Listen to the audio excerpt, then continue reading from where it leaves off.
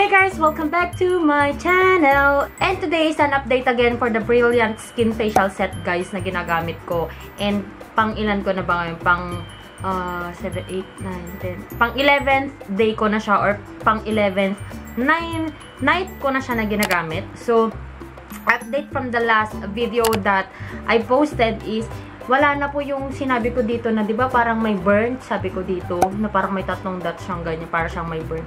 Yun, wala na siya. Tapos yung dito ko, alam niyo talaga guys, kapag nasa camera talaga sobrang red ng mga spots ko, but in real life hindi na siya ganoon ka-red. Yun nga lang, may mga tumubo akong pimples here.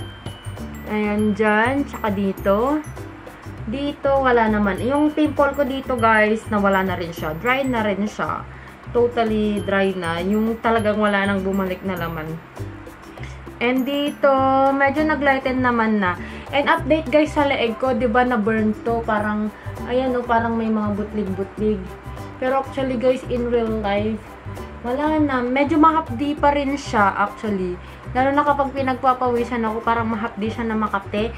So, ang ginagawa ko guys, hindi na ako nagto-toner dito. Hindi na ako naglalagay ng cream. Ang ginagawa ko na lang is naglalagay na ako ng sunblock in the morning. Yun, para hindi ako mababurn dito na banda. Kasi kailangan talaga naka-sunblock pati dito.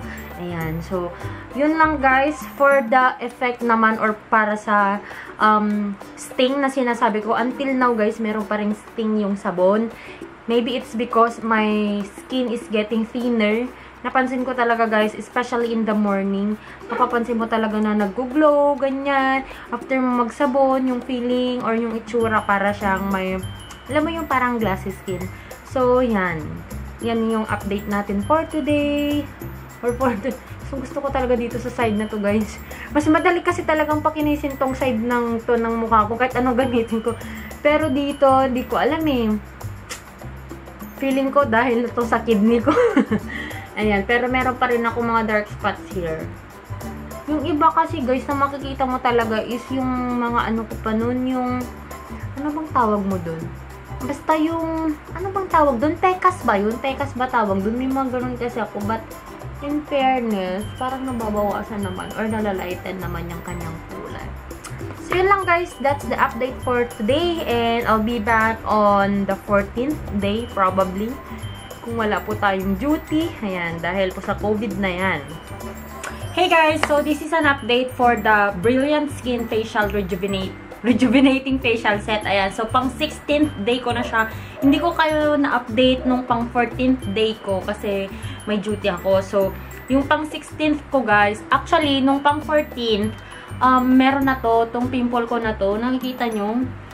At meron nga rin ako dito eh, yung dito. Pero ngayon, wala na siya. So, sa pang 16th, wala na siya. Pero eto, guys, so, may mens kasi ako ngayon. So, probably because of my hormone kasi wala naman na ako mga pimple dito. Ayan. And kaninang naligo ako, namamalat nung pagka-scrub ko na ganyan, after ko nang binanlawan yung face ko, namamalat pa rin siya. So, ayun guys. Pero yung hapde or anything, hindi na siya ganong mahapde. Dito na lang, ito, ang sakit niya talaga guys. Alam mo yung makate na masakit na pimple, ganun siya. So, yun yung update ko guys, and I will update you again. So, pang 1 month updatean to eh. So, na-upload ko na yung pang first impression ko na video ko, and i-edit ko na yung first week natin. So, yun yung update ko guys, and I hope magkaroon po tayo ng improvement. Though ito guys, diba? Kita nyo ba? Check. Okay na siya actually. Tapos, pansin ko talaga sa skin ko, especially in the morning, para siyang glassy skin. And ito, parang tumubo siya na pimple, pero hindi na siya tumuloy. Nakadalawa kasi akong night shift, kaya probably that. And dito, wala namang tumutubong pimple. Napapansin ko lang nagbabalat yung dito sa may dark spots ko. Na oops. And wala na rin akong mga nasusunog or whatsoever kasi hindi ko na masyadong binababad ngayon guys yung sabon kasi nga mahapde. So, yun lang guys. Yun lang yung update ko for the 16th day. And I will keep you posted sa mga susunod pa na araw para sa mangyayari ko sa aking skin. So, that's it guys. I hope you enjoyed watching this video. And if you haven't followed me yet on my Instagram and on my Facebook, the name is Joy of Mia. And I'll talk to you guys on my next one. Bye! Mwah!